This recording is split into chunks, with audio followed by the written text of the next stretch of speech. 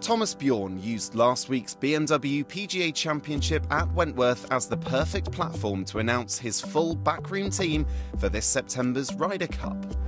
The experienced group of Lee Westwood, Pádraig Harrington, Graeme McDowell, Luke Donald and Robert Karlsson will join the Dane in Paris as the Europeans attempt to win back the Ryder Cup. I mean, I think it was pretty self-explanatory having the guys that he chose. I think those guys are might still be on the fringes of making the team, and I think if there is a decision to be made, if one of those guys does make the team, I think it's a good problem to have. It'd be great if one of those guys were to play their way into the team or play their way close to the team. But I think it's good. They've been around Ryder Cups before. They've had very recent experience in Ryder Cups, and they're a great bunch of guys. So I think it's a good choice. The 2018 vice-captains boast a combined 26 Ryder Cup appearances and have amassed a total of 56 points between them for Europe's cause. Sweden's Robert Karlsson was announced as a vice-captain this time last year and has already been assisting Captain Bjørn. I've been in the team for a year, so I've kind of got a little bit into it. But for me now, I've got kind of the full lineup there now, and for me it feels like it kind of becomes for real now. So it's really, really exciting, and obviously with a team of vice captains and captain like that, it's a good start. We talked a little bit about the course. We have he's put me a little bit on statistics duty, so trying to understand all the stats that goes into it, trying to understand.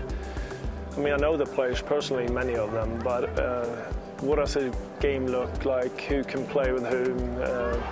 Whose games is fitting together and things like that, if you just look from the stats point. So I've had a little bit of work with that, and obviously now picking the vice captains, Thomas asked me for my advice, but I mean, with that lineup, it's not much to say. All 5 have played in Ryder Cups, but only 3-time major champion Pádraig Harrington has experience as a vice-captain, having taken on the role in 2014 and 2016. I'm thrilled to be in there. It's always very important to be involved in the Ryder Cups. Not alone are they great fun, they're a great experience, but it's nice to be of help. Hopefully I'll be of help for Thomas. We're there to support Thomas in his role. We're there to be a sounding board, there to give him advice. Really just to be a bit of a backbone there for Thomas when he needs support. Strong relationships are key to any successful Ryder Cup team, and Harrington and Bjørn have been friends and rivals on tour for over 20 years. He beat me for Rookie of the Year in 1996, so yeah, I've known Thomas a long time. It's been a pretty close relationship, very competitive relationship at times, and yeah, it's good that we've come full circle. We're maturing in our careers at this stage, so I'm looking forward to being there with him and having talked to Thomas and heard what he has to say. I like what he has to say, and I like where he's going, and I think we now know that the captain is very important when it comes to the Ryder Cup. The teams are so closely matched. The captain can make all the difference, and Thomas looks like he's on track. With players like Henrik Stenson, Ian Poulter and Thomas Pieters currently outside the automatic qualifying places, Bjørn looks set to have some tricky decisions on his hands when it comes to making his picks.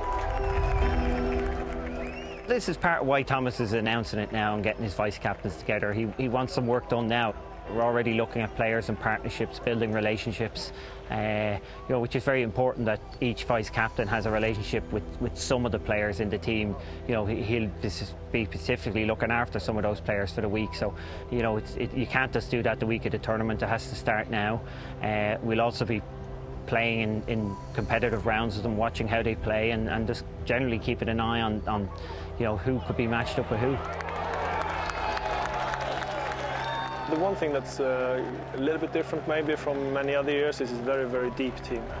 So it doesn't matter who's in and who's out. You're always going to make 1 or 2 players or a few players disappointed, and there's going to be a few pretty happy guys. So I think when we come to that, we're going to have a little look on how does the team look now, who's fitting into the team, and where are potential partnerships, and whose trends are going upwards.